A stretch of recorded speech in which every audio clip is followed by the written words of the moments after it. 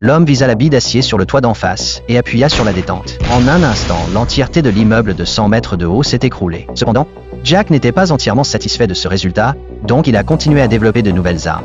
Il a transformé une carte SIM en récepteur de signal. Ensuite, il est sorti et a ramassé une brique contenant un explosif caché. Puis il a inséré l'explosif dans un anneau d'acier et y a fixé le récepteur de signal. Finalement, il l'a recouvert d'un couvercle en fer et l'a placé dans une boîte en bois. Il a remis la boîte à un livreur, il disait qu'il y avait de la nourriture. Bientôt, l'explosif a été livré à la cuisine du restaurant. Chef, l'ayant pris pour du caviar frais, a demandé au serveur de l'apporter directement au client.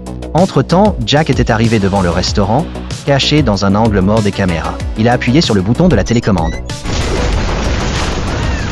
L'énorme explosion a laissé Jack profondément satisfait, mais ce qu'il n'attendait pas, c'est que toutes les personnes du restaurant ont péri, à l'exception de sa cible d'assassinat qui a survécu. Lisa quitta le restaurant en chancelant et vit Jack au bord de la route. Lisa l'appela immédiatement à l'aide. Toutefois, Jack braqua son pistolet sur elle. Heureusement, un réservoir d'essence a explosé, ce qui donna à Lisa une chance de s'échapper. Jack le poursuivit vite et tira.